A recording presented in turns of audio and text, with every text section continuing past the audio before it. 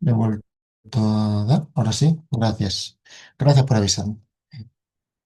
Eh, Como decía, vamos a ver el Real Decreto 485 del 97 relativo a señalización. Establece colores de seguridad, en particular el rojo relacionado con señales de prohibición, peligro y alarma y material y equipos de lucha contra incendio.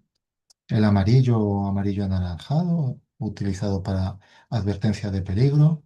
El azul para obligación y el verde para salvamento o socorro o situaciones de seguridad, ¿no? Especialmente con el uso de equipos de trabajo. Lo vamos a ver mejor en la siguiente transparencia. Como decíamos, los tipos de señales que vamos a tener, empezando por la izquierda, son las de lucha contra incendios, que van a tener una forma cuadrada o rectangular con un fondo rojo y pictogramas en blanco. Señales de salvamento y socorro, igualmente cuadradas o rectangulares con el fondo verde y pictogramas en blanco. Señales de advertencia de peligro, normalmente triangulares, advierten de un peligro, fondo amarillo, pictograma negro. Señales de prohibición, estas son iguales que las de tráfico, tienen un borde rojo, fondo blanco, pictogramas negros. Y las de obligación, circulares, normalmente relacionadas con la obligación con el uso de equipos de protección individual, tienen un fondo azul y pictogramas en blanco. Luego tendremos otro tipo de señales indicativas que aquí tanto forma, tamaño y leyenda son libres de la persona o de la empresa o fabricante que emplea las señales, y lo que vamos a encontrar va a ser una leyenda o una indicación relativa a condiciones de seguridad de la máquina, del equipo de trabajo, del lugar de trabajo, etcétera. En cuanto a forma en que percibimos las señales, pueden ser ópticas, tanto señales en forma de panel, balizas, señales gestuales, es decir, indicaciones a través de gestos y señales luminosas. Pueden ser acústicas en cuanto a sirenas, alarmas o simplemente la comunicación verbal. Pueden ser señales táctiles. Mm, Ponedme vosotros algún ejemplo de una señal táctil.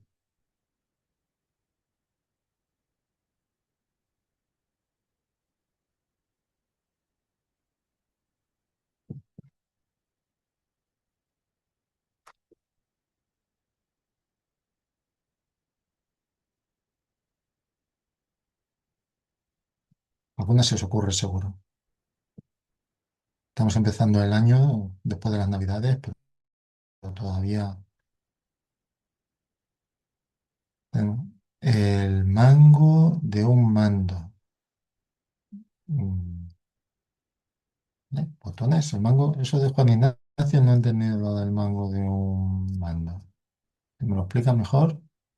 Dice Rosa, algún gesto para avisar. Eso lo hemos incluido dentro de las ópticas. Y dice Alicia, botones. Tendríamos que ver qué tipo de botones. No sé a qué te refieres exactamente con botones. Una señal de una máquina. A ver. Dice si llevan distintas texturas para saber el agarre. Estaba pensando en eso, Juan Ignacio, pero quería saber si estábamos pensando en lo mismo. Esto se emplea mucho, yo lo conozco en las pértigas que se usan para trabajos en alta tensión, donde estás agarrando la pértiga. Tiene diferente textura para que sepas si te estás aproximando o no a la zona de riesgo. Dice Alba, algún sistema vibracional. No se incluye ese tipo de, de señales. No conozco señales de tipo vibracional. Dice Oscar, bandas sonoras de carretera. mm, no las estamos tocando y en todo caso serían sonoras, no táctiles. Dice María del Carmen, marcas de pavimento para ciegos. Muy bien. ¿eh? Eso sería una señal táctil, aunque no se tocan directamente, si se tocan a través de un de un accesorio, de un bastón. Bien. El braille, dice Araceli, muy bien, sería una señal táctil. Los mandos inalámbricos o setas de emergencia, que yo sepa, no tienen ningún tipo de aditamento que signifique señalización. Las líneas de límite, como dicen, es como están en el metro, vale, ya esas señales de pavimento ya están vistas. Las braille ya están vistas. Los botones o diferentes texturas para indicar. Y está en el metro, ¿vale? Los botones del ascensor que llevan el braille o todos que tenéis un ordenador delante, ¿qué señales táctiles tenemos en el ordenador, en el teclado? Ahí tenemos también señales táctiles, la F y la J, efectivamente. Pues, tanto la F y la J pues tienen un resalte para que todas las personas que escriben sin mirar el teclado sepan dónde poner los índices, ¿no? Dice Juan Ignacio, los pulgares. Vale, ya no, ¿eh? Y si tenemos un teclado numérico y vamos al 5 el 5 que es el botón central del teclado, también tendrá un resalte para que sepamos que tenemos la mano correctamente colocada en el teclado. Pues todos esos son señales táctiles, los ejemplos más habituales. Y nos quedan señales olfativas. Venga, ¿cuál es el típico ejemplo de señal olfativa? Venga, esta la sabemos todos. ¿Eh? El olor a gas. ¿A qué gas, Oscar? ¿No? ¿Eh? Al butano, dice Laura. Bien. Pues, para quien no lo tenga presente, el butano, tal como se extrae del gas natural, no, es un gas inoloro, pero se le añade en el proceso de refino o de envasado un aditivo que provoca ese olor tan característico para que en cualquier hogar, pues, o fábrica o industria sepamos detectar una fuga de butano, ya que es invisible, podríamos detectarlo prácticamente de inmediato. Pues estos son los tipos de señales según el tipo de percepción más habitual. Os pongo algunos ejemplos en cuanto a señales de prohibición, en cuanto a señales de medios materiales de lucha contra incendios, de salvamento y socorro o otros tipos de señales adicionales. Os pregunto, ¿está en las señales de salvamento y socorro, esta que señalo, a qué se refiere? La segunda empezando por la izquierda. Dice Marina, una ducha de seguridad, muy bien. Pues en aquellas zonas donde se emplean productos químicos, especialmente productos químicos eh, peligrosos por contacto, ya sea por la toxicidad o porque sean corrosivos, se colocan duchas de seguridad que puedan ir acompañadas o no de duchas lavaojos, pero encontraríamos siempre una señal de este tipo que indicara su presencia. Tanto en el caso de las señales de salvamento-socorro como las señales de medios materiales de lucha contra incendios tienen la característica de que ambas obligatoriamente tienen que ser fotoluminiscentes, es decir, que se vean en la oscuridad, en previsión de que en una situación de un incendio o una emergencia es probable que se vaya la luz o que la luz o las luminarias, mejor dicho, queden apantalladas por el humo y es importante poder identificar dónde están las salidas y dónde están los medios de lucha. Estas señales adicionales que pongo abajo, obviamente las he colocado al revés. Esta roja iría con lucha contra incendios, la verde contra salvamento y socorro. Siempre van acompañadas de una de las anteriores y hace referencia hacia en la dirección que está el medio a que se refieren. Si esta señal verde de indicación de ir hacia la izquierda acompaña la señal de botiquín, quiere decir que tengo un botiquín hacia esa zona. Y pregunta Juan Ignacio, deben tener la norma UNE en la señal. Sí, estas es cierto que las tengo desactualizadas. Ahora las de medios de lucha contra incendios no son así. En la parte derecha aparecen unas llamas. No me acuerdo nunca de actualizarlas. A ver si hoy cuando terminemos la sesión las actualizo. Pero sí, en todas ellas debe aparecer en la parte inferior la norma UNE que rige. En este caso no serían válidas señales. En muchos sitios vemos señales eh, un poco menos, lo diré, de menor calidad, que incluso en algunos sitios yo he visto gente que imprime sus propias señales en papel y las coloca. Las señales todas tienen que cumplir normas UNE. Os pongo más tipos de señales, como de material, en este caso de advertencia de peligro. Pues de esta puedo encontrar un gran número de tipos de señales, desde inflamable, explosivo, tóxico, corrosivo, etcétera. Comburentes, podría encontrar muchísimos tipos de señales y señales de obligación, como os decía, normalmente relacionadas con el uso de equipos de protección individual. Os pongo en la parte inferior central una distinta que no hace referencia a equipos de protección individual, a ver si sabéis identificar a qué se refiere esa señal.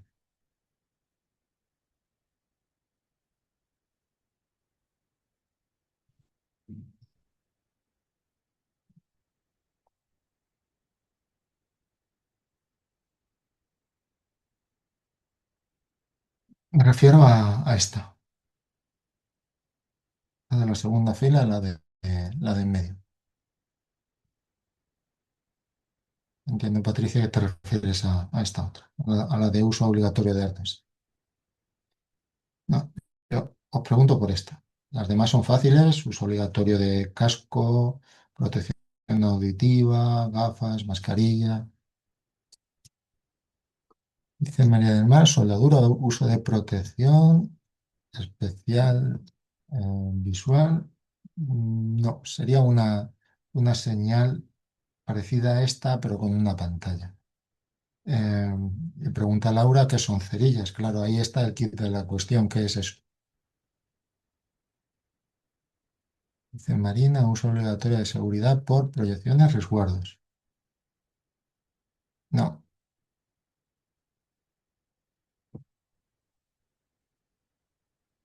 venga, os doy alguna pista. Preguntaba por Laura qué es esto.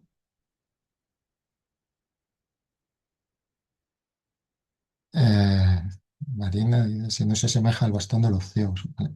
Pues pensar que esto puede ser, esto que vemos en horizontal, esto alargado, puede ser una palanca y esto que vemos en vertical son clavos.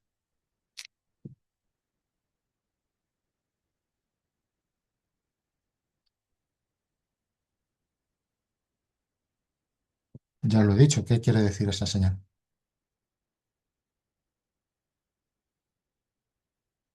No, calzado de seguridad sería como esta, pero con calzado.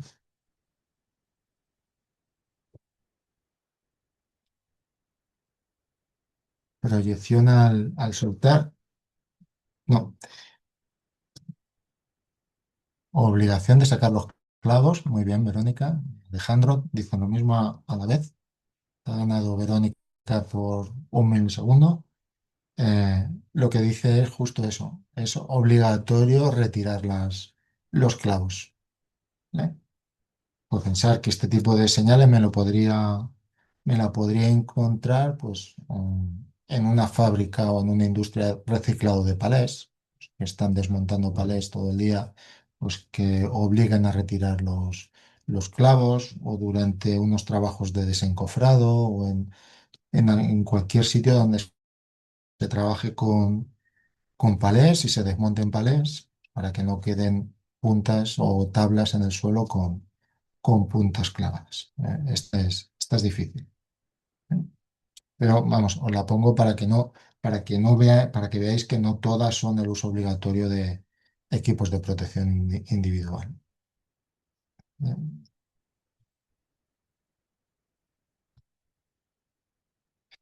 Claro, pues de ahí la importancia, claro, es oportuno lo que dices, Laura, de ahí la importancia de la formación y la información en el puesto de trabajo. Pues a una persona que tenga esta señal en el puesto de trabajo, le tendremos que haber informado del significado de este tipo de señales. Oiga, pues colocamos esta señal y significa esto, no es colocar señales sin más.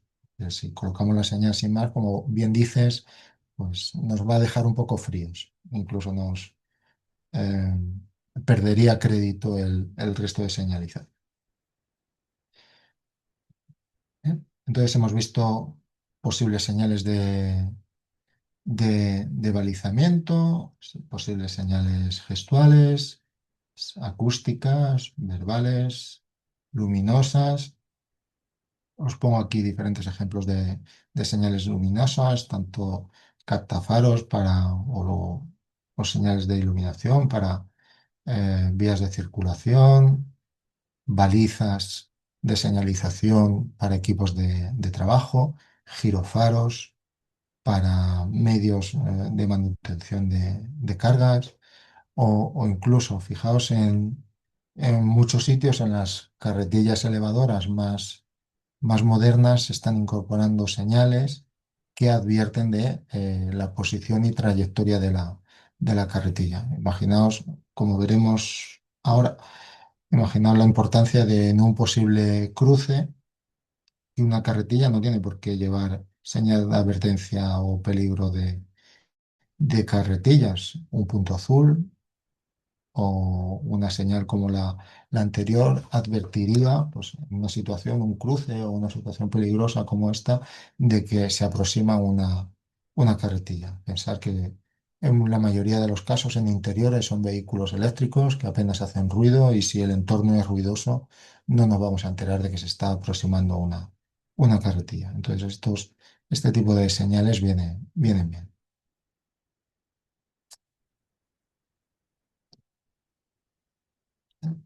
Señales táctiles, ya hemos comentado, la pértiga que estaba comentando antes Juan Ignacio, la señal, el braille que estabais comentando vosotros y señal olfativa. ¿Eh? Entonces tenemos que tener en cuenta, como os decía al principio, que la señalización por sí misma no elimina el peligro. Es decir, no podríamos nunca proponer como única, perdón, medida preventiva frente a un riesgo señalizarlo. Entonces, siempre tendrá que ir acompañado de otro tipo de medidas preventivas. Esta parte era muy fácil. Vamos a seguridad en el uso de equipos de trabajo, que esta parte es quizá eh, la parte que puede ser un poco más complicada de esta asignatura. Así que, por favor, lo que no entendáis, me vais parando y vamos comentando. En primer lugar, definir equipo de trabajo como cualquier máquina.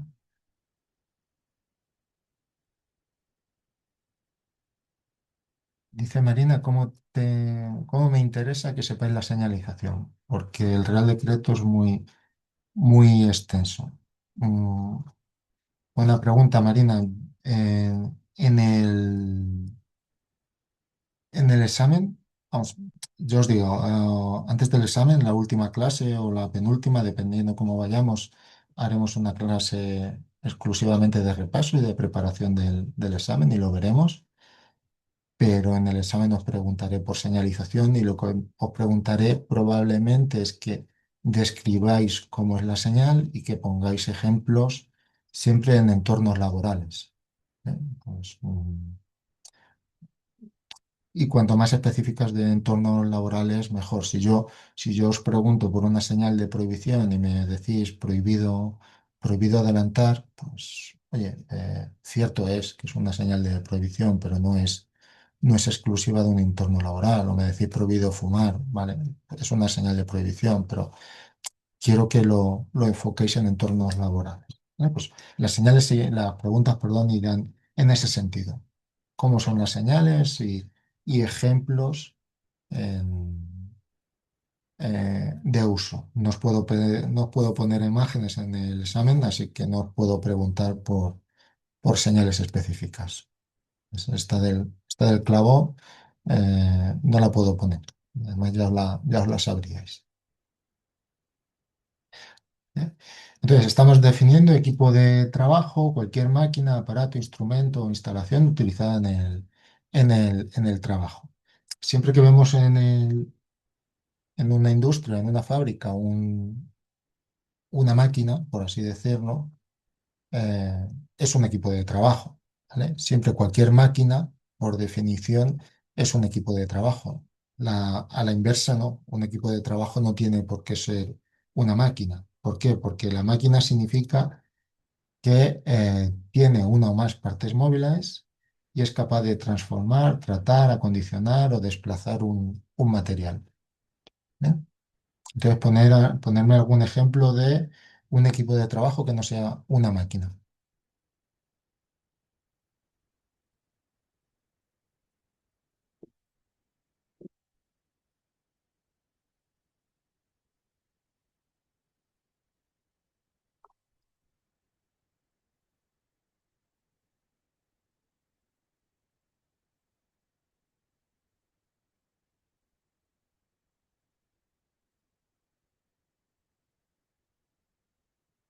Una escoba.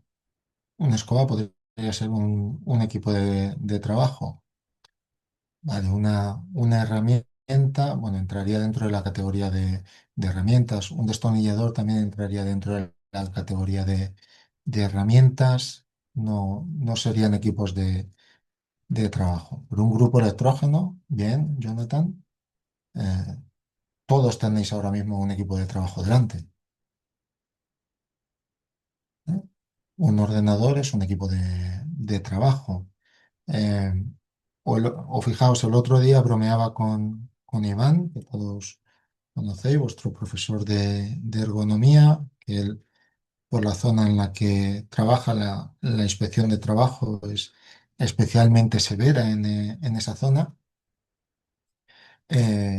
Les había obligado a evaluar un palet como un equipo de trabajo. ¿Eh?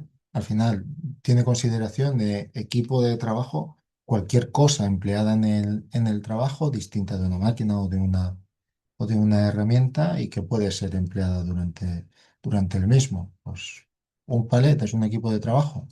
Sí, no, no hay nada que, que diga que no. Hace poco nos dijeron o tuvimos que evaluar que lo necesitaba una compañera de mi empresa un filtro de agua en una cafetería. Eso es un equipo de trabajo. Y pregunta Laura si un ordenador no es una máquina. No, un ordenador no es una máquina, es un equipo de trabajo. ¿Vale? A efectos de la normativa, porque lo excluye la definición. Es una parte, es decir, un ordenador sí que tiene partes móviles, es decir, tiene un ventilador, porque si no se quemaría el ordenador, pero no sirve ni para transformar, ni para tratar, ni acondicionar o desplazar un material. Pregunta Juan Ignacio, ¿un taburete para alta tensión no sería un equipo de trabajo? Tendría más bien la consideración de equipo de explotación individual, como tú mismo dices. ¿Sí? Entonces, pensar algo que utilizamos en el trabajo, pues un calderín de un compresor, una tiza para los profes. Si aplicas la definición estricta, es un equipo de trabajo. Algo que utilizas en el trabajo y obviamente lo tenemos que evaluar. Entonces, relacionado con el uso de las tizas, pues tiene un riesgo de exposición a agentes químicos, por ejemplo. Pues lo tenemos que contemplar en nuestras evaluaciones. ¿Eh?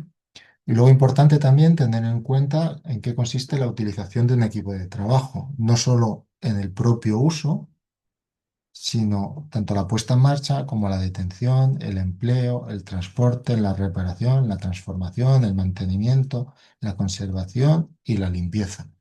Es decir, cualquier cosa que hagamos con un equipo de trabajo nos convierte en usuarios del equipo de trabajo. Aunque solo lo limpiemos, aunque solo lo pongamos en marcha, aunque solo lo paremos o lo transportemos. Esto es importante también. Ya no existe esa figura eh, de aprendiz, aunque en algún taller o en alguna industria sí se incorpora, eh, cada vez menos porque la normativa es muy estricta, sobre todo con personas menores, pero tan usuario por ejemplo, yo tenía un taller de mecanizado en el que sí que tenían aprendices o auxiliares que los tenían para limpiar los equipos de trabajo una vez que el oficial ha terminado con el trabajo que está haciendo y paraba la máquina, iba un aprendiz y la limpiaba. Pues tan usuario del torno o de la prensa o de cualquier otra máquina es el oficial como esa persona que va y limpia la máquina. Dice Juan Ignacio, una persona no es un equipo, no tiene partes móviles, pues es un equipo de trabajo, obviamente. Entonces, os pongo aquí un vídeo. A ver si empieza.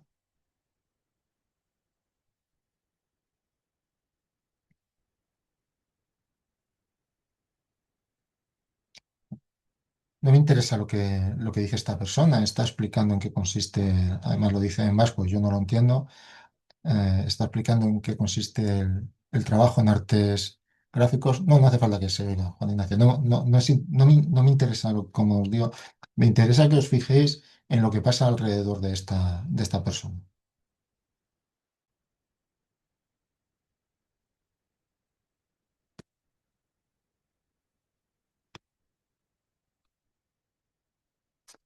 ¿Veis? Son máquinas de impresión. ¿Eh? Eh, Fijaos, tenemos aquí una persona aquí limpiando la máquina. Imagino que esto es un metanol o cualquier otro producto de limpieza. Y dice Mohamed, lo del calzado de seguridad, mm, yo no lo tendría tan claro. Eh, es cierto, hace 20 años estaba claro que podías identificar a simple vista quién usaba calzado de seguridad y quién no. Hoy no lo puedes tener tan claro. ¿Eh? Yo hoy cuando voy a cualquier sitio tengo que preguntar, vale, si tú las conoces y ¿eh? Si tú ves que son unas Nike que las conoces, yo tendría que preguntarle. ¿Eh?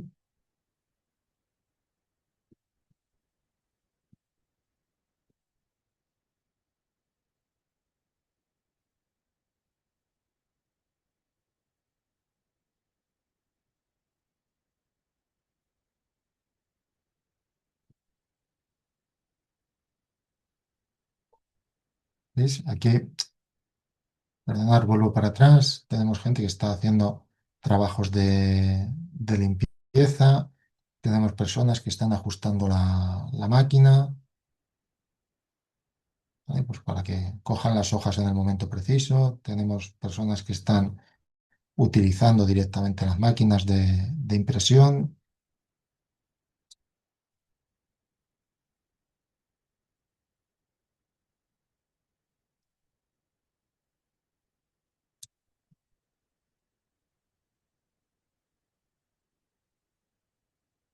diferentes tipos de máquinas de impresión.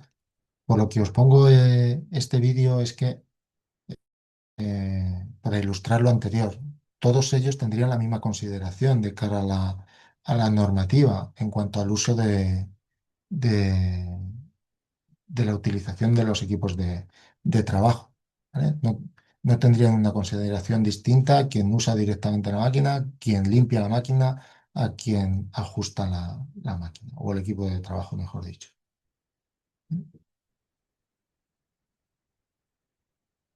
Vale. La normativa que tienen que cumplir los equipos de trabajo son dos normas. Por un lado, la que aplica a fabricantes y distribuidores, que es este Real Decreto, el 1644 de 2008, que establece los requisitos de diseño y fabricación de las máquinas o equipos de trabajo. Establece la obligatoriedad de que todas las máquinas o equipos de trabajo lleven un manual de instrucciones en el idioma el país donde se comercializa el equipo de trabajo. Deben de llevar su marcado CE y su declaración de conformidad. En cuanto al manual de instrucciones, pues hoy día todos vemos que cuando compras cualquier aparato, especialmente si es un aparato electrónico o eléctrico, lleva un manual de instrucciones en 50 idiomas o en 20 idiomas. Em, Incluso yo he visto equipos de trabajo que directamente incorporan un pincho o incorporan un CD con el manual de instrucciones en un montón de idiomas. ¿Por qué? Porque el fabricante no se lo complica. El fabricante, en vez de eh, incluir en el embalaje un manual de instrucciones en función del país donde se está comercializando, es más sencillo si incluyo un tomo de instrucciones en muchos idiomas y así no tengo que estar haciendo distinción. El marcado CE, que es la placa que acompaña al equipo de trabajo, que va puesta en el propio equipo de trabajo, donde se identifica que la máquina eh, cumple las directivas europeas en materia de seguridad y salud. ¿Eh? Se identifica marcas, se identifica modelos, se identifica número de serie, se identifica año de fabricación del equipo de trabajo. Y todo eso va puesto en el propio equipo. Además, ¿qué incorporamos? Además, al equipo de trabajo le tiene que acompañar su declaración de conformidad, que es un documento donde el fabricante pone por escrito, firmado y sellado que cumple las directivas europeas en materia de seguridad y salud e incluye la relación de normas UNE que cumple el equipo de trabajo. Pues por todos es sabido que con el mercado CE ha habido más de una polémica en cuanto a que hay eh, equipos de trabajo o hay elementos que llevan un marcado CE que no tiene el mismo significado que nosotros entendemos por este marcado CE. Entonces, para que no hubiera equívocos, se hizo lo que se hace en Europa prácticamente con todo, normalizar el marcado CE. El mercado CE tiene que tener unas determinadas dimensiones, tiene que tener un determinado ancho, tienen que tocarse esa C y esa E en un determinado punto, etcétera. Todo lo que no sea eso no significa el mercado CE que entendemos como válido. Y tenemos que tener además en cuenta que el mercado CE lo pone el fabricante del equipo o de la máquina. ¿Quiere decir que ese equipo de trabajo es seguro? Debería, pero no es 100% fiable. Es decir, eh, nos podemos encontrar equipos de trabajo que tengan carencias en cuanto a materia de seguridad y salud. Que detectemos que tienen zonas peligrosas o que el sistema de mando no es seguro o que el acceso no sea seguro, que no esté previsto, etcétera. Entonces, hay que hacer una evaluación del equipo de trabajo. ¿En qué consiste esa evaluación? Consiste en comprobar el cumplimiento del Real Decreto 1215/97. Nos dice Juan Ignacio el China's Sport. Claro, si vemos eh, equi- eh, artículos o máquinas o equipos con un marcado C y en pensar en una C como esa y una E en vez de circular, una E cuadrada, pues no tendrá el mismo significado. Sí que hubo un- una demanda del Parlamento Europeo al gobierno chino diciendo que, oiga, usted está poniendo marcado C a cosas que no significan esto. Y los chinos, lógicamente, dijeron, oiga, las letras no son suyas. Lo que nosotros ponemos son China Sector, es una exportación china. ¿Eh? Entonces, eso tenemos que tenerlo también presente. De cualquier modo, eh, una vez adquirido el equipo de trabajo, el propietario del equipo de trabajo también adquiere unas obligaciones. Primero, adquirir máquinas legalmente comercializadas, es decir, que se comercialicen en Europa de forma legal. ¿Cuándo podemos tener problemas con esto? Yo me he encontrado cuando es la empresa la que sale de Europa a adquirir el equipo. Pues, me he ido a China a una feria de mi industria y me he comprado allí una máquina. O me he ido a Corea, últimamente me he encontrado con muchas máquinas coreanas. Me he ido a Corea a una feria a ver máquinas de madera o de impresión o de lo que sea. Y he visto una que me viene bien y la he comprado en Corea. Entonces, la empresa coreana o la empresa china que no está vendiendo en España, que no está vendiendo en Europa, he ido yo allí y la he comprado, no tiene por qué estar cumpliendo esto. ¿Eh? Entonces, la empresa está incumpliendo en cuanto no adquiere máquinas legalmente comercializadas en Europa. ¿Eh? Además, eh, otras obligaciones para la empresa, utilizar equipos de trabajo de manera segura. A, a eso vamos, Juan Ignacio.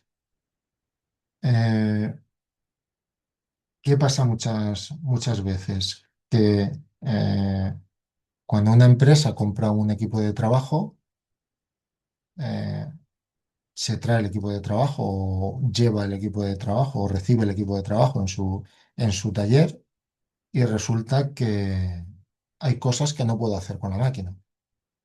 Entonces me pongo a modificar la máquina, me pongo a desmontar resguardos, me pongo a hacer agujeros en la máquina, ya veremos lo que son resguardos, me pongo a hacer agujeros en la máquina, me pongo a desmontar cosas, o me pongo a alterar el modo de mando, o me pongo a hacer mm, barrabasadas en la máquina porque no sirven para lo que yo las he comprado.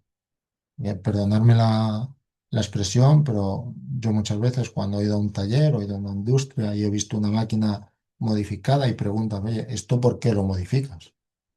Y la respuesta, o me he encontrado con más de una vez con la respuesta y perdonadme, porque el que ha fabricado esta máquina no tiene ni puta idea de cómo se trabaja con esta máquina. Y te lo dicen así.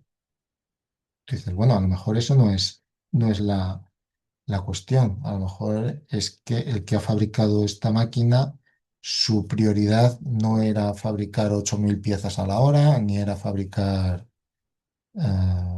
piezas de 3 metros en vez de 1 metro. La prioridad era que la máquina sea segura. ¿Eh? Entonces, una vez que realizo una modificación en el equipo de trabajo, modifico el modo de mando, modifico las dimensiones, modifico cualquier cosa de la máquina que suponga una modificación sustancial en sus condiciones de seguridad, eh, me convierto en el fabricante de la máquina. Y el fabricante, lógicamente, se desentiende. ¿Eh? Entonces, esto tengo que tenerlo seguro. Ahora os mostraré algún ejemplo. Además, el propietario, perdón, tiene obligación de adaptar los equipos de trabajo a las condiciones mínimas de seguridad. ¿Esto qué significa? Estos son para máquinas anteriores a la entrada en vigor de la normativa de equipos de trabajo. ¿Eh? Es decir, si en equipos de trabajo anteriores al año 95 no existía el marcado CE. Es imposible que yo encuentre una máquina con marcado CE. ¿Y qué puede ocurrir? Que yo tenga mi taller. Pero es un taller familiar que fundó un familiar en el año 70 y todavía tengo equipos de trabajo de aquella época. ¿Eh? Esos equipos de trabajo no tienen y no podrán tener nunca un marcado CE, ¿eh? Porque el fabricante, si yo tengo, no sé, una prensa, es muy habitual en la industria del metal, una prensa, un torno antiguo, si yo llamo al fabricante, a Pinacho, y le digo, oye, necesito que vengas y me pongas un marcado CE a este torno. El fabricante se va a negar en rotundo, ¿eh?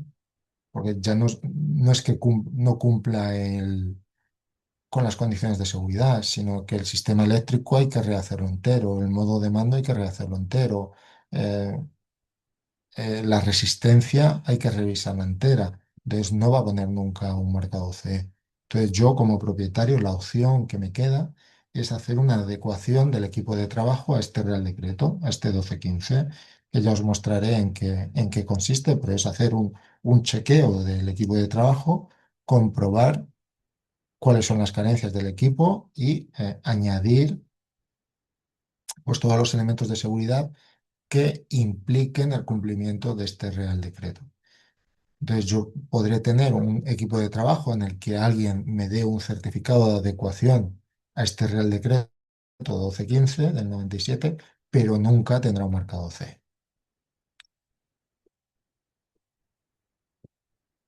Dice Juan Ignacio, este año 2026 se aplica la nueva Directiva Europea de Máquinas e incluye el software en el certificado C.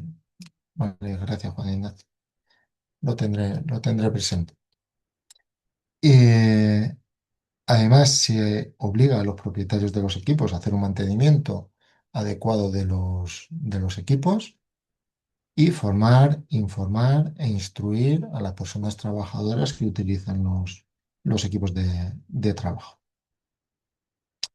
En cuanto a la elección de los equipos de trabajo, pues que sean adecuados a las condiciones y características del trabajo.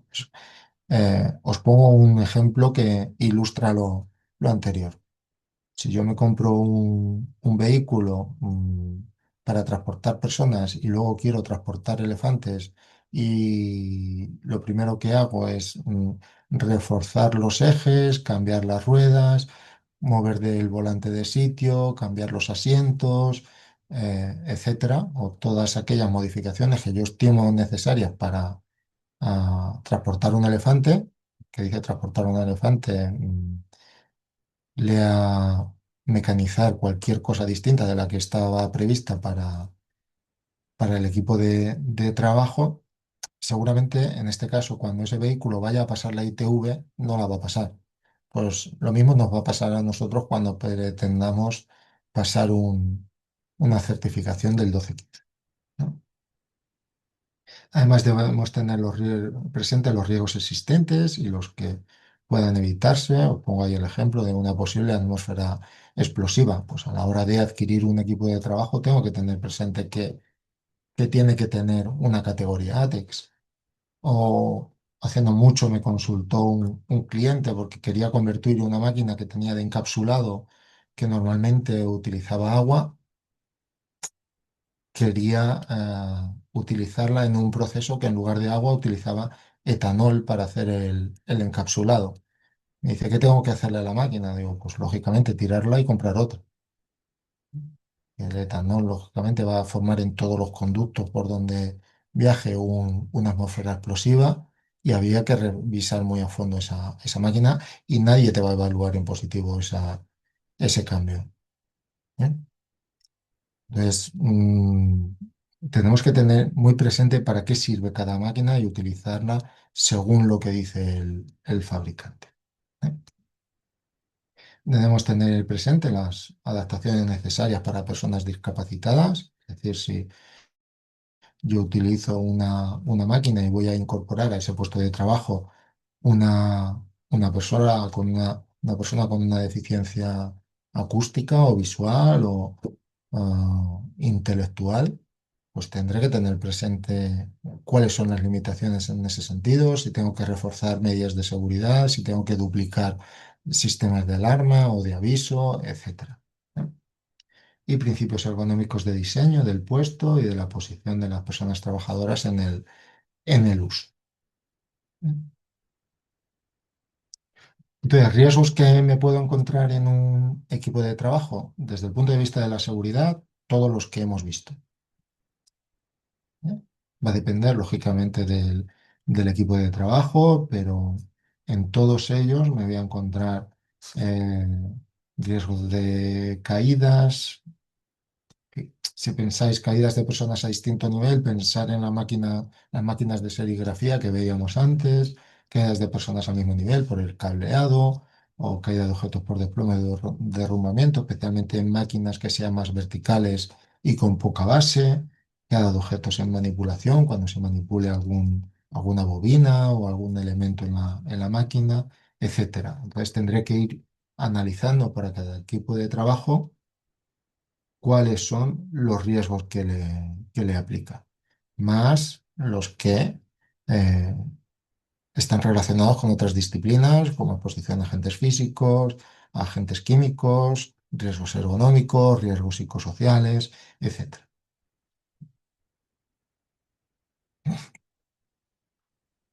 Os pongo aquí un ejemplo de un equipo de trabajo, es una mesa de corte de obra, de una mesa de corte de obra, perdón, son fotos de la Fundación Laboral de la Construcción. Os pongo dos mesas de corte, una que estaría más o menos bien si la protección estuviera en su sitio y otra máquina que está hecha un desastre. Si os fijáis, la, la distribución accesible, el disco de corte accesible, tanto en la parte superior como en la parte inferior, eh, la pata de cabra aquí, ¿no? Para que no se vaya la mesa de corte. Fijaos, pues esto todavía no lo encontramos por ahí en las obras o no lo encontramos por ahí en las industrias. En cuanto a aspectos generales en el uso de equipos de trabajo, deben ser manejados, reparados, mantenidos únicamente por personas capacitadas y autorizadas.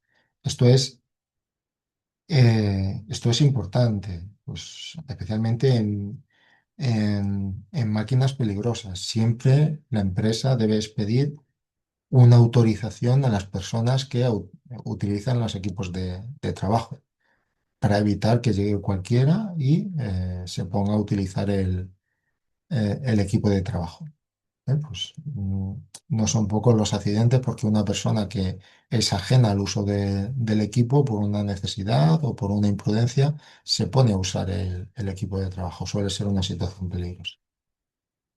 Además, deben disponer de un manual de instrucciones y mantenimiento. Y esto ya lo hemos visto. Estos manuales no tienen que estar en el propio equipo, pero sí tienen que estar en un lugar conocido y accesible para las personas que utilizan los equipos de trabajo. ¿Eh? En cuanto a sistemas de seguridad de los equipos de trabajo, tenemos sistemas de seguridad integrados en la máquina. Estos son normalmente aquellos de los que va a dotar el fabricante del equipo de trabajo, aquellos que reducen o eliminan el peligro, que denominamos prevención intrínseca. Pues imaginaos un carenado, un resguardo, que ahora veremos, o cualquier otro elemento que elimine del riesgo. ¿Eh? Sistemas de protección consistentes en resguardos. Un resguardo que es una protección, es un elemento fijo que impide el acceso a una parte peligrosa de la máquina. ¿Eh? Pues pensar una máquina que conozcamos todos, pues yo qué sé, un calefactor, por ejemplo, o un ventilador, por ejemplo. Pues la rejilla que impide el acceso a la parte móvil del calefactor o del ventilador, eso es un resguardo. ¿Eh? Si ese resguardo lo puedo retirar, será un resguardo móvil. Si no, Si no se puede retirar, será un resguardo fijo. ¿Eh? Dispositivos de seguridad, ahora veremos diferentes ejemplos, normalmente relacionados con enclavamientos o veremos eh, bandos sensitivos o, perdón, barreras fotoeléctricas o barreras inmateriales, quería decir, que no me salió. Botones de marcha sensitivos, botones de marcha impulso, ahora veremos ejemplos. Advertencias en cuanto a instrucciones, marcas, señales, paradas de emergencia, señales, mecanismos de consignación. Ahora iremos viendo, no os preocupéis. Y no integradas en la máquina, como son los equipos de protección individual, la formación de las personas que utilizan los equipos, métodos de trabajo seguro, el mantenimiento correcto y normas internas de seguridad en cuanto al uso. Vamos a ver tipos de resguardos. Os pongo aquí un ejemplo que luego veremos para identificar eh, los diferentes tipos de resguardos y de sistemas de seguridad. Esto es una prensa mecánica o una prensa excéntrica, dependiendo cómo se puede llamar de las dos formas. Esto lo que hace es, tiene aquí un doble mando que ahora veremos, o puede tener un pedal y cuando acciona la máquina cierra este troquel y puede producir una presión o una punción o un mecanizado normalmente sobre metales.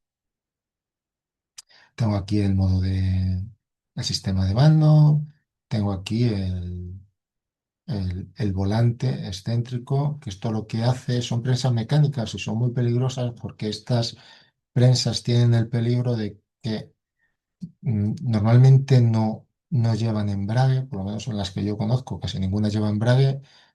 Eh, un embrague es un dispositivo que separa eh, el motor, que en este caso es este volante de inercia, de la parte móvil que sería el troquel.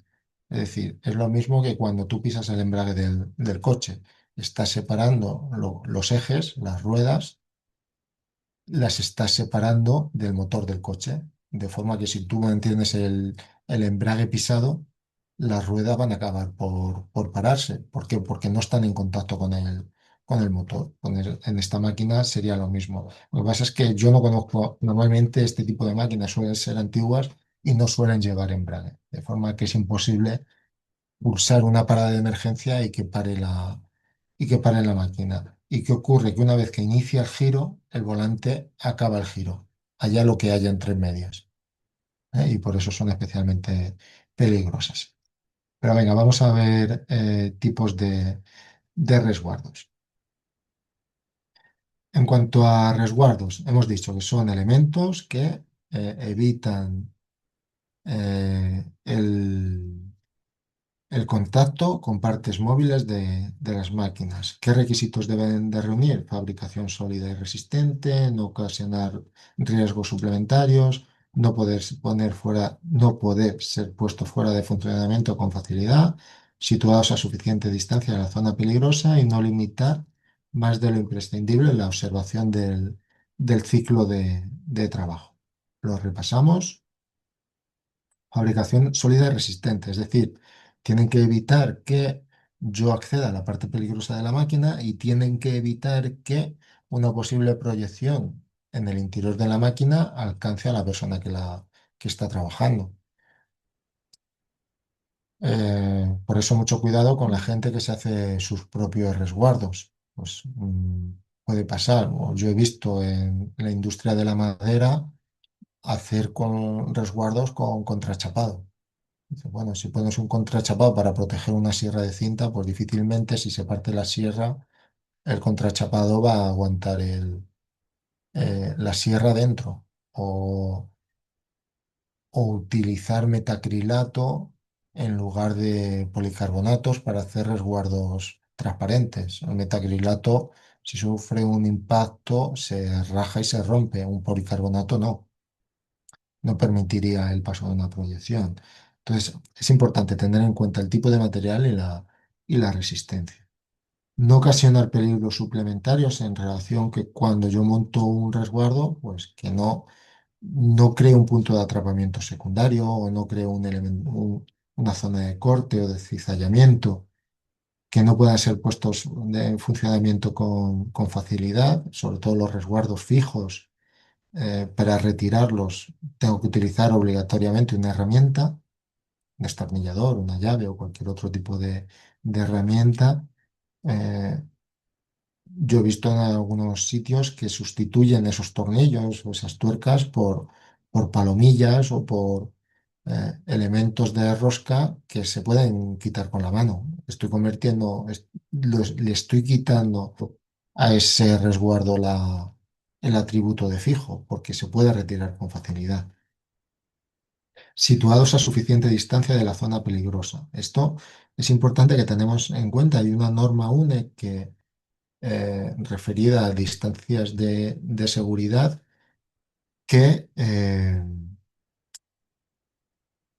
lo que viene a decir es que si el resguardo permite la entrada de alguna parte del cuerpo a través del mismo, pensar en una reja, pensar, como os decía antes, en el resguardo de un ventilador, en función de qué parte del cuerpo me deje pasar, tengo que situar ese resguardo más o menos lejos de la zona de peligro. Es decir, me viene bien el ejemplo del ventilador. Imaginaos que la rejilla del ventilador me deja pasar los dedos, pero no me deja pasar la mano o la palma de la mano.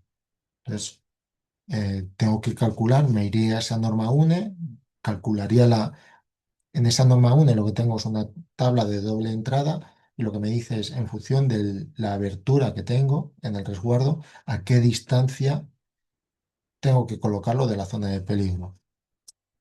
Y eso pensarlo en ese sentido. Si me deja pasar los dedos, a lo mejor lo tengo que colocar a 15 centímetros de,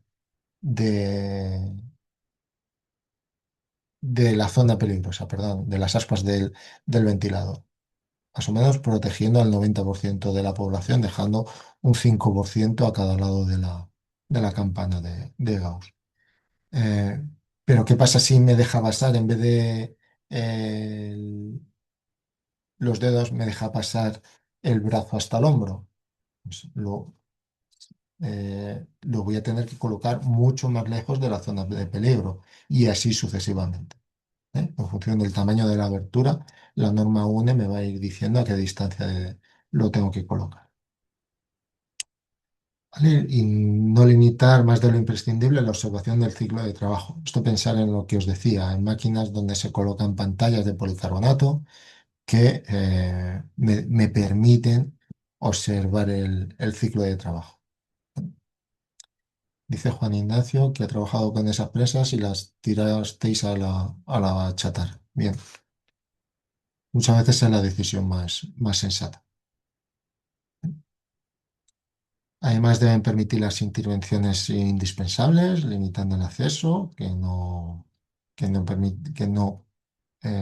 sea imprescindible sin inventar el resguardo y retener y captar las proyecciones. ¿Eh? Venga, pues vamos con los distintos tipos de resguardos. Os decía, resguardos fijos. eh, Envolventes, como cierra completamente la zona peligrosa. Veis aquí una reja, una rejilla que envuelve una correa de distribución o la zona de distribución de una máquina. Es lo mismo que os decía de la rejilla que envuelve las aspas de un ventilador. Y un resguardo distanciador. Esto teniendo en cuenta lo que os decía antes, permite el acceso o permite la entrada de alguna parte del cuerpo, pero se diseña de forma que yo no podría llegar hasta la zona de peligro. ¿Veis? Es como un túnel que me va a permitir el paso de los brazos hasta el hombro y no me va a permitir que yo alcance la zona peligrosa por la longitud del resguardo. Otro resguardo articulado o guiado, esto no los he visto nunca. En teoría, lo que hace el resguardo es que cuando yo acciono la máquina, el resguardo se abate, alejándome de la zona de peligro. La NTP los contempla, pero yo no los he visto nunca funcionando. ¿Eh? Luego, resguardos regulables o autorregulables. Eh, Fijaos, son resguardos que eh, se ajustan ellos mismos para minimizar el riesgo de acceso a la parte móvil. Pongo este ejemplo que yo creo que se entiende muy fácilmente. Esto es una cepilladora o una labra, se llama de las dos formas. Esto lo que tiene aquí es un árbol portacuchillas situado horizontal. ¿Vale? Imaginaos vuestra mesa de escritorio, que en vuestra mesa de escritorio en la parte central hacéis una ranura todo lo largo y debajo hay un árbol con unas cuchillas de forma que yo puedo pasar una tabla por encima y la va a comer por debajo, la va a quitar parte de la tabla por debajo, que es lo que está haciendo aquí. ¿Eh? Aquí tengo una guía de apoyo, está la tabla sobre la que estoy mecanizando, este es el árbol portacuchillas y este es el resguardo. ¿Para qué sirve este resguardo? Este resguardo se va a ir ajustando él solo cuando yo empuje la tabla. Cuando yo empuje la tabla, este resguardo se va a desviar hacia la izquierda, permitiendo que la tabla entre en contacto con las cuchillas, pero va a tapar toda la parte del árbol que no va a estar en contacto con la tabla. ¿Eh? De forma que yo, si por cualquier circunstancia me apoyo mal o tropiezo o tengo un traspiés y caigo sobre la máquina, la propia tabla está protegiendo esa parte del árbol y este resguardo que se ha girado y está permitiendo el pase de la tabla está tapando el resto del árbol portacuchillas. O sea, se está ajustando él solo para evitar el peligro de contacto con el árbol. Os pongo otros ejemplos. Esto es un taladro vertical. Si veis aquí abajo está asomando la broca, de forma que yo cuando acciono este volante para bajar el taladro, lo que va a hacer, esto es como un fuelle, se va a ir plegando sobre sí mismo, de forma que el material que estoy taladrando está siendo traspasado por la broca y está bloqueando el acceso a la broca por parte de la persona que está utilizando el taladro. Tampoco los he visto nunca en uso, en teoría porque se llenan de viruta y al final es un lío la que se forma en el taladro. También es un resguardo regulable. Os pongo una imagen que hemos visto antes. Si os fijáis aquí, esto es una sierra de corte. ¿Eh? Fijaos, esta sierra de corte, lo que yo voy a hacer va a ser poner aquí una tabla en este sentido y voy a bajar esta sierra de corte. Esta tiene un resguardo regulable que está protegiendo el disco, aquí lo veis, de forma que a medida que va bajando la sierra, este resguardo se introduce hacia arriba, dejando accesible el disco de corte. Es decir, voy bajando la sierra, el resguardo va subiendo y va dejando que el disco de corte toque la tabla que estoy cortando. ¿Vale? Esto es un disco de corte, una ingletadora, como dice Juan Ignacio. ¿Eh?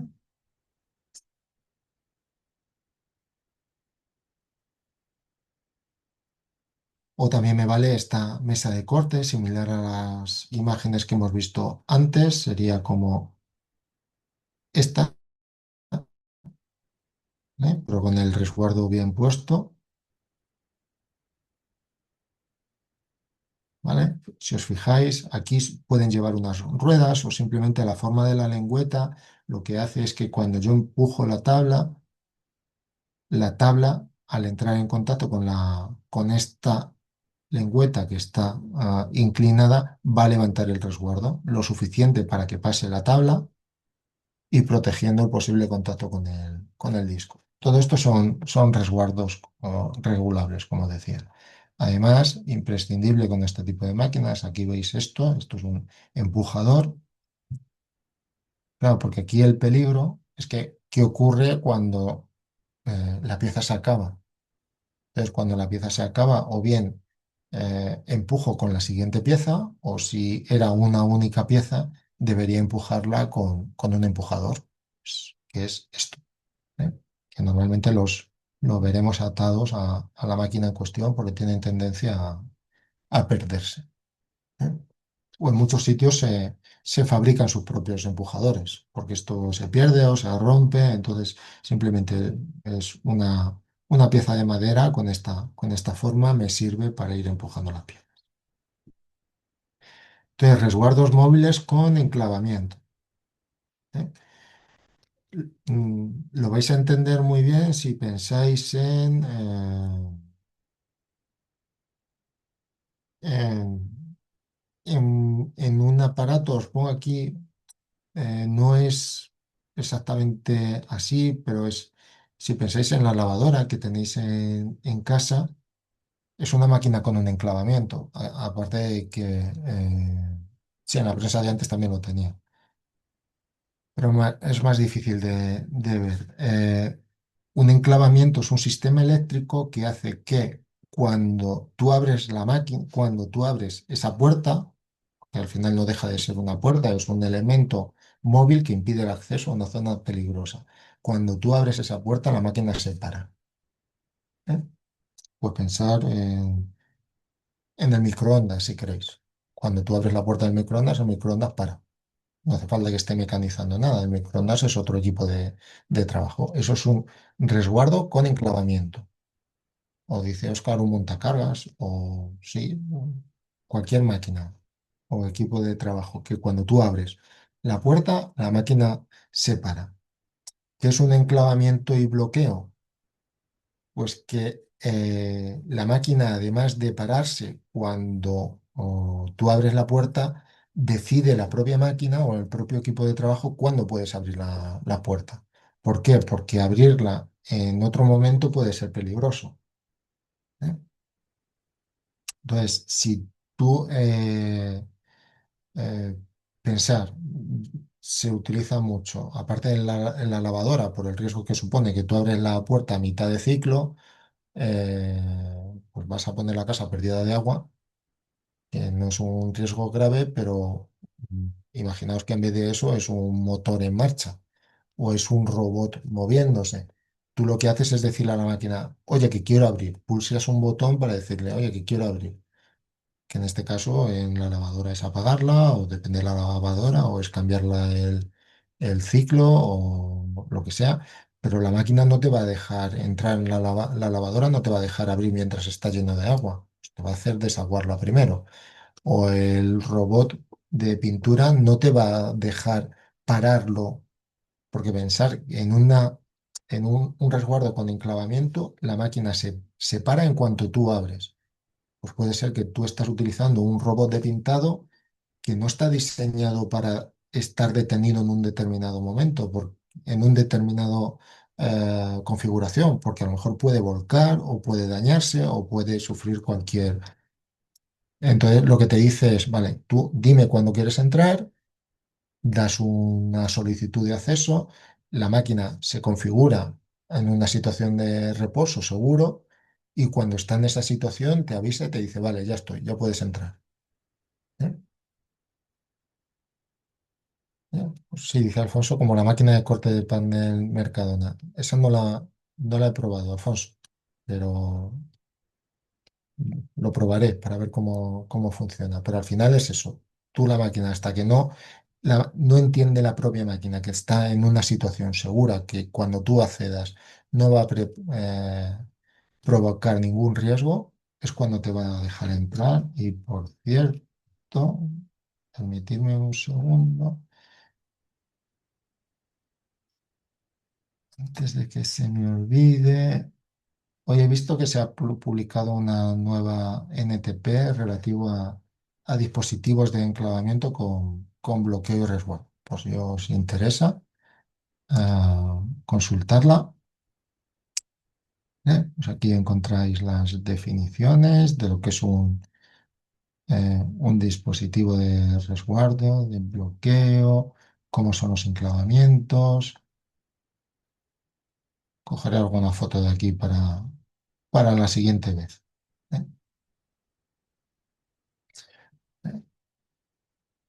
¿Eh? Complementa, que yo sepa, no sigue en vigor la 12 que era la anterior, creo que la complementa. Pero vamos, la anterior era súper antigua, así que no creo que... A ver. Ah, no, mira, sustituye a la 12. Lo tienes aquí. Y complementa la 1124.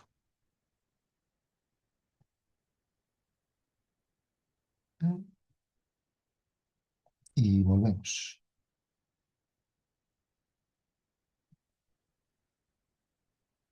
Entonces, importante tener en cuenta con este tipo de sistemas, que las partes peligrosas no pueden activarse mientras no se cierre el resguardo, es decir, eh, si el resguardo a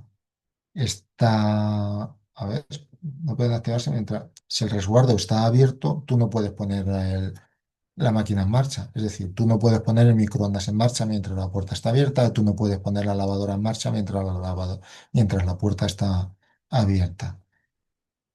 Para las partes peligrosas, eso ya lo hemos comentado, y el cierre no provoca por sí mismo la puesta en marcha del equipo. Es decir, si tú cierras la puerta del microondas, si el microondas cumpliera esta normativa de máquinas, no se debería poner en marcha. Aunque tú tengas el temporizador con 3 minutos. Es decir, cuando tú cierras la puerta no debería ponerse en marcha. Si se pone en marcha es que no cumple esta directiva, porque es peligroso. Siempre requiere una acción voluntaria por parte de la persona que opera la máquina. ¿Eh? El lavavajillas y se pone en marcha. Entonces, no podrían no cumplirían esta directiva de resguardos. ¿Eh? O la norma 1 de resguardos de seguridad. Habría que hacer una evaluación de riesgos específica. Y no es lo mismo el uso doméstico que el uso laboral, por supuesto. ¿Eh? Y una cosa más, en una situación de que se vaya la luz, ocurre lo mismo. Si se va la luz, y luego vuelve, se va la luz, perdón, con la máquina en marcha, cuando vuelve, la máquina no se puede poner en marcha. Requiere una acción voluntaria por parte de la persona que opera la máquina. ¿Vale? ¿Alguna duda en cuanto a resguardos?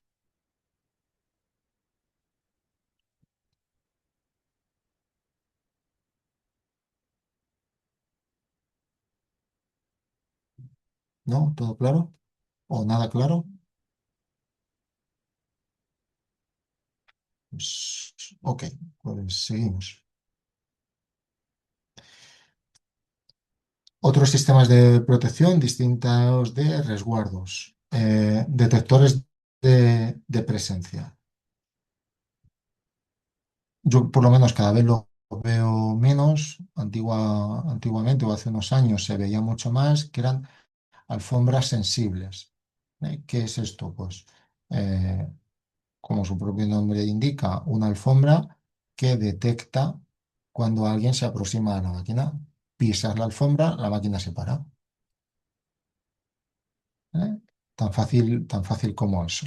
Por supuesto, el sistema de mando, en este caso un pedal, debe de estar fuera de la alfombra, de forma que yo puedo actuar sobre la máquina sin acercarme a la alfombra. Y están cada vez más en desuso porque están siendo sustituidas por barreras inmateriales.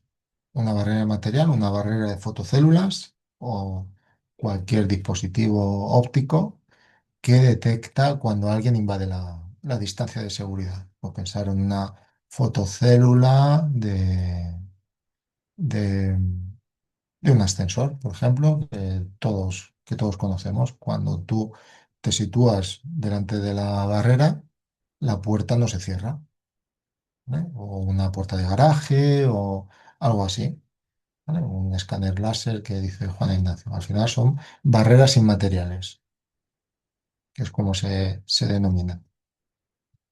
Esto hay que tener la precaución, porque imaginaos que eh, esta máquina, la de la izquierda, que esto es una plegadora, imaginaos que yo protejo la máquina poniendo, como se suele hacer, po- se está sustituyendo por estas, ¿vale? Pero a lo mejor yo, en vez de esta máquina, vamos a pensar en otra máquina que sí suele llevar un-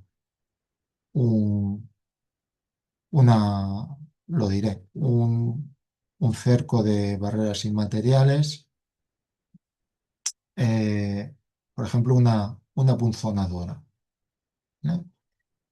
Entonces, lo que se suele poner, a lo mejor pongo en los laterales y en la parte trasera vallas, ¿eh? Vallas o un resguardo fijo, una valla, o incluso utilizo la propia pared como resguardo trasero e incorporo una valla a los lados y en la parte frontal eh, pongo una barrera inmaterial, es decir, aquí una torre, aquí otra, una torre con células y aquí una torre con espejos, de forma que aquí tengo un haz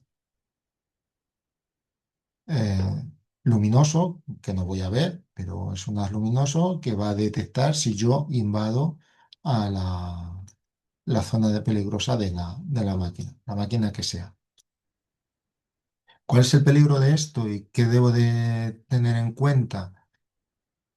¿Qué ocurre si, por lo que sea, yo desactivo la barrera inmaterial, entro en esta zona, me sitúo delante de la máquina y alguien desde fuera actúa la máquina?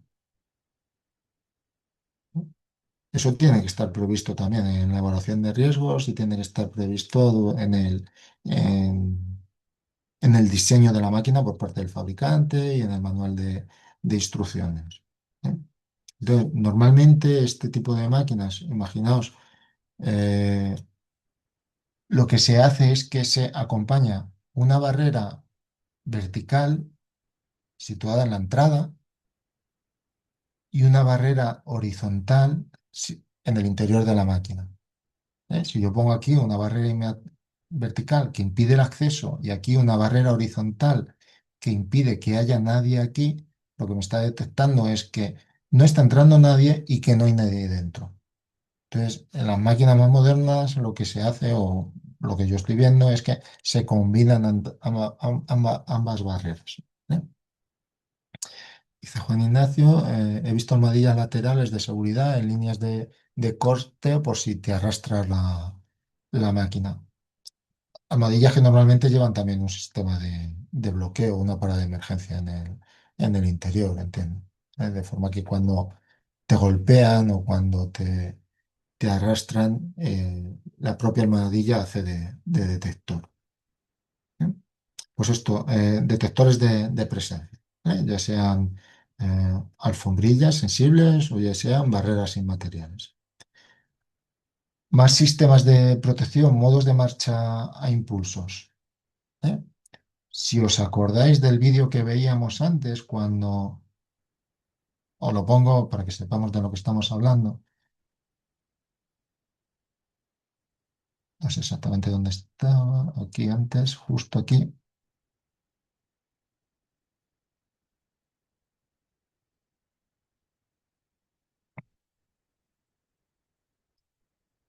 os lo pongo entero, me voy donde me interesa.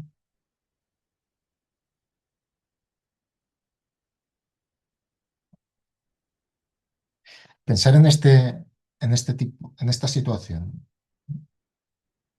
¿Eh?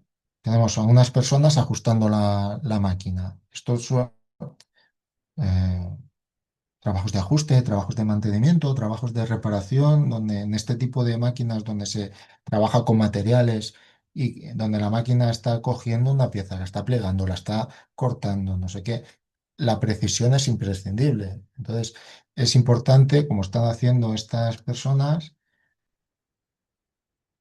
a ver, que lo veamos, a ver si soy capaz. Ahí. Normalmente están trabajando, están ajustando la máquina a la vez que la máquina se está moviendo para justo poner el pisón donde interesa, la cuchilla donde interesa o la, la pletina que va a plegar el material donde interesa. Y esto son operaciones muy peligrosas si estamos haciendo el trabajo a una velocidad normal.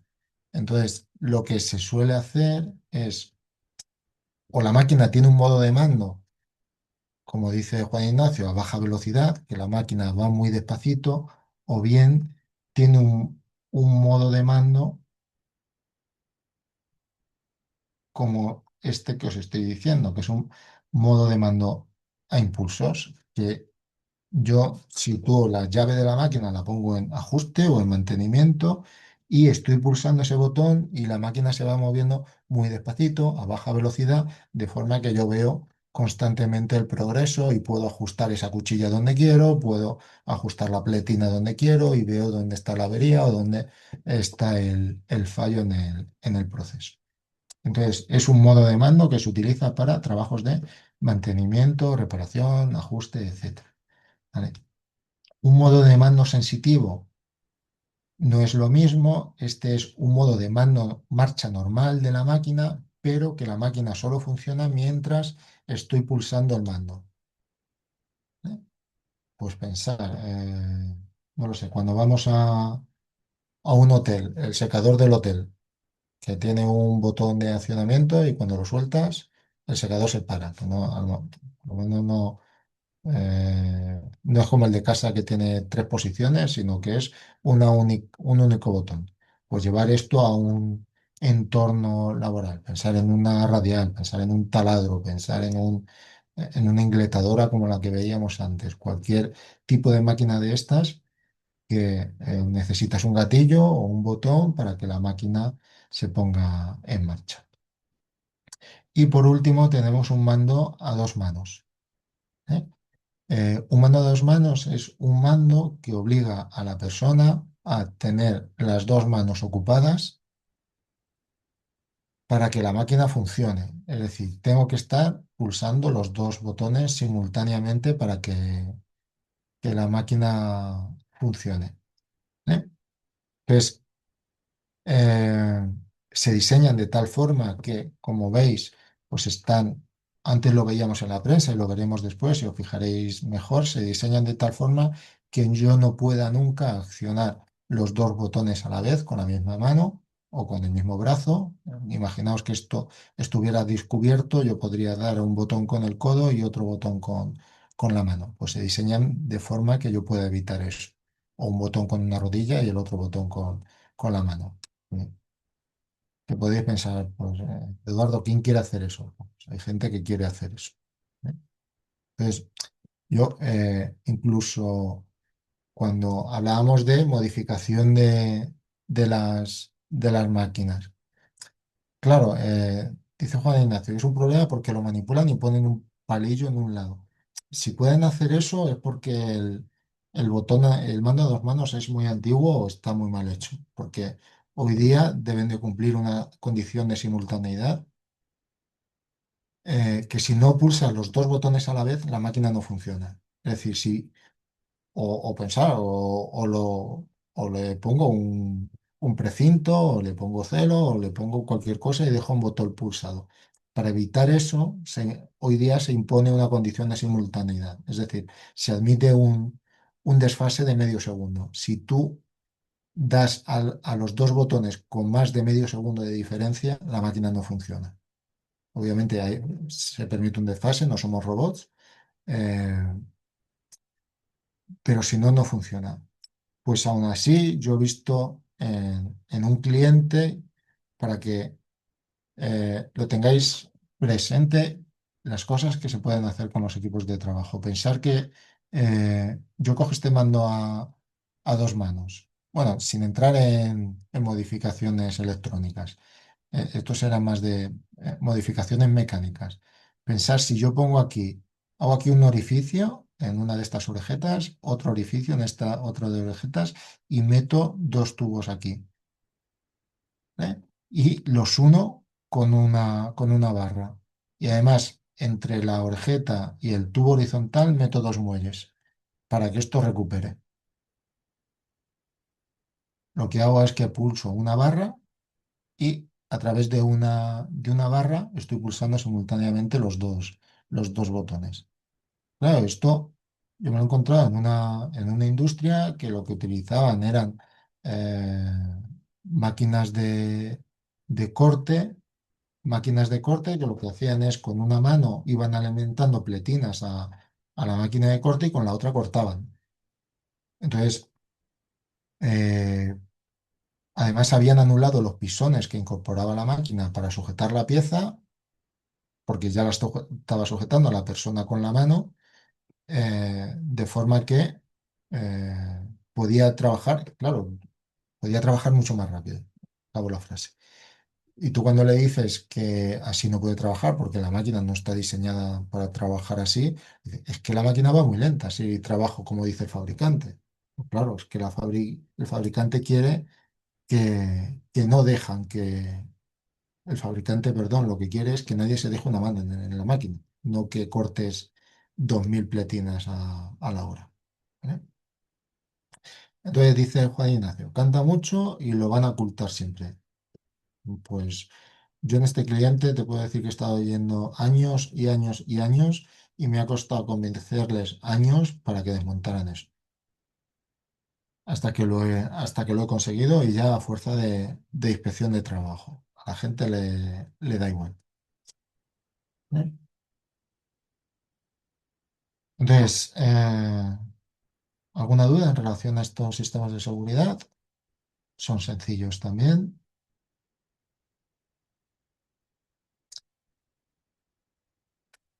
Dice Laura hasta que uno se vuele la mano.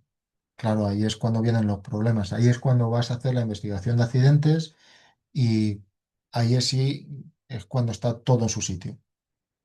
¿Eh? Entonces, dice, y alguien se ha dejado la mano y pregunta si cómo ha podido ser y te dice, pues ni idea, porque estaba utilizando el doble mando. Entonces, pues nada, estaba utilizando el doble mando y se ha dejado la mano ahí. Vale, entonces otros sistemas de seguridad, instrucciones, señalización, de los tipos que hemos visto, pues, señales de advertencia de peligro, riesgo eléctrico en este caso, prohibición de fumar, obligación de protección visual, acústica o protección con indicaciones, señalización, perdón. ¿Eh? Y por último, otros sistemas de seguridad, la parada de emergencia. ¿Eh?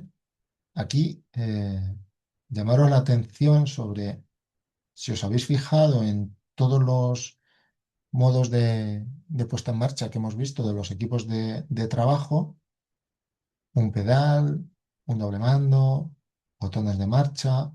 Si os fijáis, todos los botones van encastrados o protegidos, como se llama, de forma que no puedan ser accionados de forma accidental. Fijáis, el pedal va envuelto en un carenado, de forma que si a la persona que está operando la plegadora se le cae la pieza que está plegando, en ningún caso pueda caer sobre el pedal.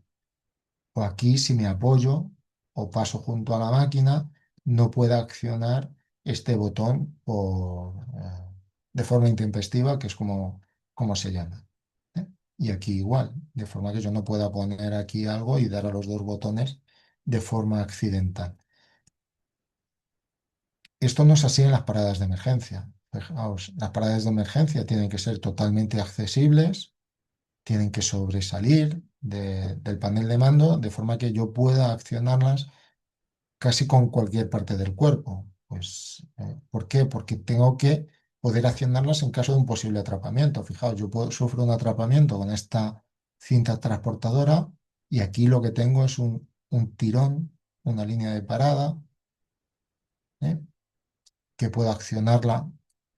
Yo en las cintas transportadoras, las líneas de parada suelen ir en la parte de abajo, de forma que si mis manos quedan atrapadas, yo le puedo dar una patada a la línea de parada y la cinta transportadora se detiene. O tenía un cliente que ellos fabricaban caucho y tenían unos cilindros convergentes que lo que hacían era, ellos lo llamaban masticar el caucho, que era, pues, imaginaos que amasar el caucho y le iban añadiendo aditivos que le daban pues propiedades de aguante de temperatura o de resistencia mecánica, etcétera. Entonces tenía mucho riesgo de atrapamiento entre los cilindros. Ellos tenían una parada de emergencia a esta altura, de forma que si sufro un atrapamiento, el propio cilindro va a tirar de mí, va a arrastrarme hacia adelante y mi cabeza va a detener los cilindros. Pues por eso nunca pueden estar encastrados y nunca pueden tener difícil acceso. Y por último, dispositivos suplementarios, y con esto yo creo que acabamos por hoy, sistemas de consignación. ¿Esto en qué consiste? Pensar en una situación como la que estábamos viendo aquí. Yo tengo una máquina, un equipo de trabajo, el que queráis, y imaginaos que yo estoy haciendo un trabajo de limpieza de la máquina. ¿Vale? Estoy limpiando por aquí detrás de la máquina. Aquí, en este tipo de máquinas grandes, en las que hay recovecos donde puede haber más de una persona trabajando y que no sean visibles para la persona desde el panel de control de la máquina, es fundamental que cuando se realicen estos trabajos de mantenimiento, reparación, perdonad,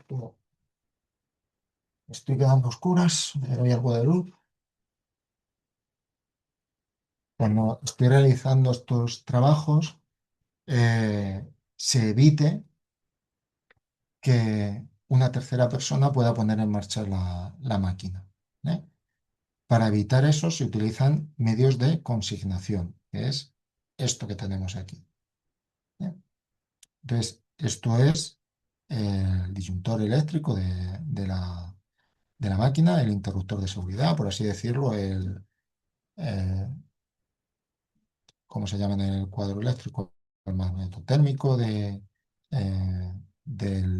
la máquina, es decir, el botón de arranque, o si queremos llamarlo de alguna forma, de la máquina, el seccionador, gracias, que no me salía, el seccionador de la máquina. Entonces yo lo que hago es que apago la máquina y evito que nadie me encienda la máquina. ¿Cómo se hace eso? A través de un candado. ¿Eh? Pues pensar que este seccionador va envuelto en una corona que tiene un orificio, el orificio del seccionador coincide con el orificio de la corona, yo pongo ahí un candado y no se puede girar ese seccionador hasta que yo no retire ese candado.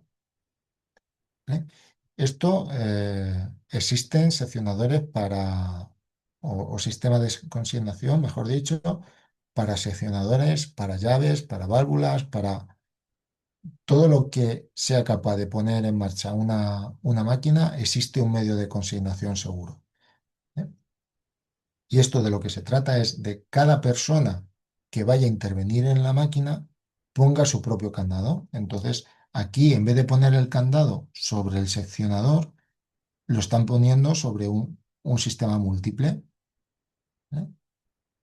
Es una llave múltiple que lo que hace es que cierro aquí la llave y cada persona que está interviniendo en la máquina pone aquí su candado, de forma que hasta que todas las personas que están interviniendo en la máquina no han acabado su trabajo y han salido de la máquina, la máquina no se puede poner en marcha. Entonces, es fundamental para todas las personas que realizan trabajos, pues eso, limpieza, mantenimiento, ajuste, reparación, tengan medios de consignación del equipo de trabajo o de la instalación o de lo que corresponda. Y cada una de ellas pone su candado y cada una de ellas se lleva su llave. Y obligatoriamente cada una de ellas tiene que volver y retirar su candado. Tenemos que evitar situaciones como las de poner un cartel en una máquina, poner un cacho de cinta aislante en una máquina o poner los carteles se caen, los carteles los quitan, la cinta aislante igual. Entonces tienen que ser medios mecánicos que impidan que nadie ponga en marcha la máquina, porque de verdad son situaciones que cuestan muchas vidas todos los años. Pues, y además de forma eh,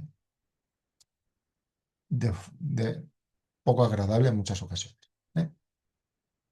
Entonces, en eso consiste un medio de consignación y para eso se utiliza. Entonces, cualquier equipo de mantenimiento, reparación o que realice trabajos, incluso en terceros, es decir, si yo voy a un cliente, soy una empresa de mantenimiento y voy a un cliente a hacer un mantenimiento, a hacer una reparación, tengo que consignar esa instalación y tengo que consignar todos los medios de energía de esa máquina o de esa instalación. Es decir, tengo que ser consciente de que una máquina, aparte de tener una alimentación eléctrica, puede tener una alimentación hidráulica o neumática, o incluso la propia gravedad puede ser una fuente de energía y provocar un accidente. Entonces, todos esos medios tienen que estar consignados y bloqueados, de forma que nadie evite de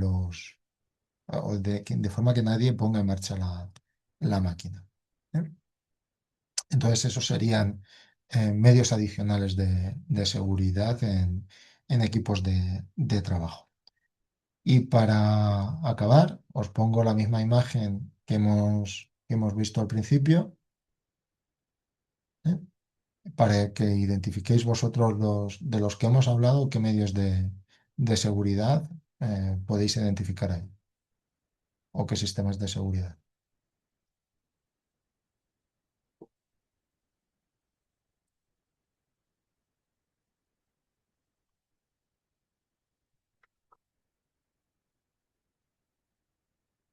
Bien, decir la parada de emergencia, bien, decir la señalización, bien,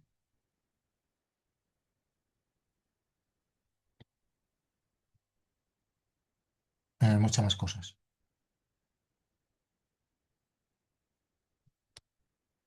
Resguardos, dice Rosa. ¿Qué clase de resguardo, Rosa? ¿No? Tenemos un apartacuerpos, dice Juan Ignacio, que sería este de aquí. ¿No?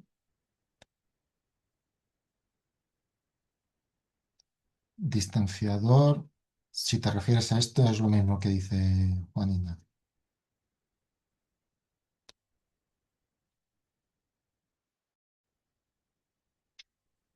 ¿Qué más tenemos por ahí?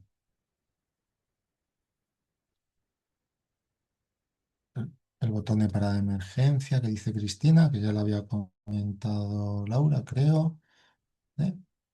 Dice Juan Ignacio el doble mando y Rosa pregunta móviles. Tendríamos de los dos tipos. Vamos por partes, por resolver los resguardos.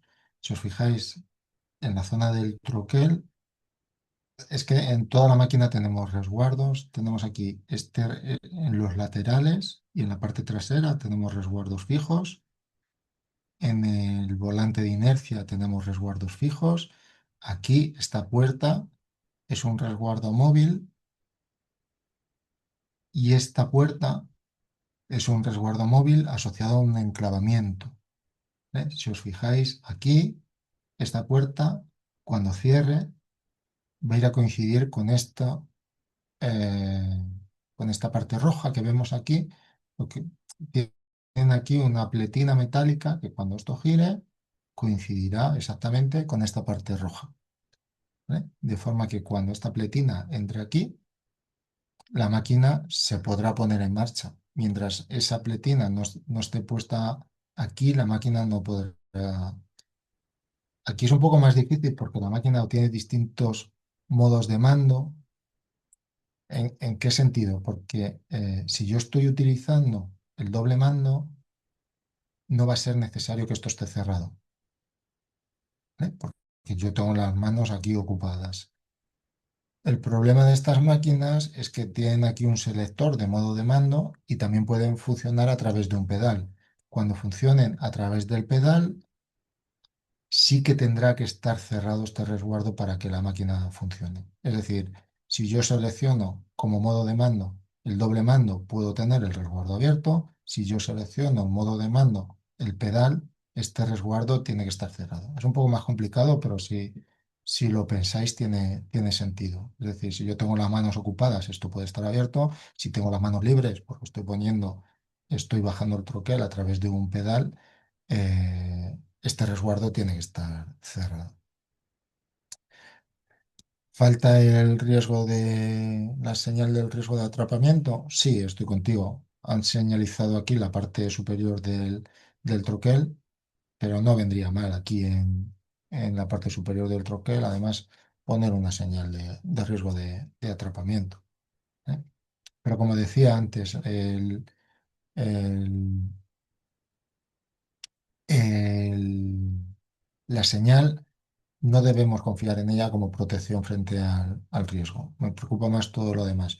Pero sí, si nos ponemos a mirar más señales, pues seguramente faltaría la eh, además del uso obligatorio de protección auditiva, el uso obligatorio de gafas, el uso obligatorio de calzado de seguridad, la señal del riesgo de atrapamiento, la señal aquí de riesgo eléctrico. En definitiva, sí tiene carencias en cuanto a señalización. ¿Vale? Pero es uso obligatorio de guantes. Bueno, también va a depender del tipo de material que estén utilizando, porque si estás pensando en un guante para evitar el troquel, eh, para evitar el contacto con el troquel, de poco te van a servir los guantes. Pero bueno, sí que no vendría mal. En cuanto a cumplimiento del 12-15, si nos fijamos en la señalización, obviamente no lo cumpliría. Pero bueno, sería poner cuatro pegatinas. Tampoco iban a gastar mucho. Entonces, pero es una máquina que puede ser un ejemplo de máquinas que son antiguas y que se han ido incorporando medios de seguridad para adecuarlas al 12-15. Que podríamos reforzar la señalización, completamente de acuerdo, pero en cuanto a un posible atrapamiento o contacto mecánico, la máquina, a falta de ver si esta puerta tiene un enclavamiento o no, la máquina será relativamente segura. ¿Eh? Y con esto no voy a contar nada más hoy. ¿Eh? Claro, eso de que no se puede parar, claro, tendríamos que ver si tiene un embrague aquí o no lo tiene, o claro, si no tiene un embrague no podría funcionar así, con un doble mando, ¿eh? Porque yo la puedo accionar y si no tiene un embrague, en cuanto yo suelto los botones, la máquina no se para, ¿eh? La máquina va a acabar el ciclo. Entonces, si yo puedo trabajar con la máquina abierta, como yo intuyo que pueden trabajar, no es una foto o real de una máquina que yo conozca, si, si la máquina trabaja con este resguardo abierto, yo intuyo que debe llevar un embrague y en cuanto sueltas el doble mando, la máquina se para. Pero bueno, habría que verlo in situ. Sí, dice que hay máquinas hidráulicas más económicas y seguras. Sí, correcto. ¿Vale? Pero hay veces que lo de económico es relativo, en función de la economía de cada uno.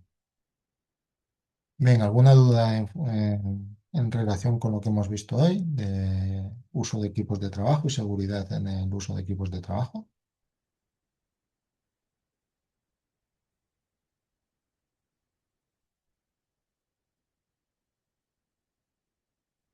Gracias, Laura.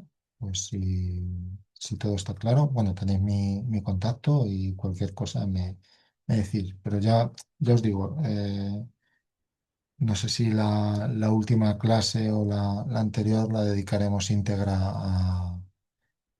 a repasar todo el contenido de la asignatura y a centrarnos, os iré indicando de cada parte. Obviamente no quiero que sepáis todo lo que hablamos, que hablo mucho. Eh, no quiero que sepáis todo lo que se dice eh, durante las clases y, y haremos un día lo dedicaremos a eso, a repasar qué quiero que os sepáis y qué no quiero, no hace falta que os sepáis. Dice Juan Ignacio, ¿has puesto ya la fecha del examen? Está puesta desde el principio del máster están puestas las fechas de examen. Las tenéis en las asignaturas de información general. Si no la localizas, me lo dices y te digo cómo encontrarlas. Ah, la elección de día. Eso la verdad que lo habilitan desde tutorías. Yo creo que aún no. No me han dicho que la hayan. Os dice Laura que ha llegado. Gracias, Laura. No, no, no, no, no lo sabía, no me lo han dicho. Sé que las fechas están puestas desde el primer día, pero no sé cuándo habilitan la elección de fecha. Si ha llegado hoy, fenomenal. Pero ya os digo, no os preocupéis en excesivo por este examen. Haremos una clase especial donde revisaremos todo y tendréis claro lo que puede caer. ¿Eh? Pues nada, sin más, daros las gracias como siempre por la asistencia, sobre todo por intervenir y por hacer la clase más participativa y más agradable para todos. Y cualquier cosa estoy a vuestra disposición. Así que cuidaros, un abrazo. Venga, hasta luego, gracias.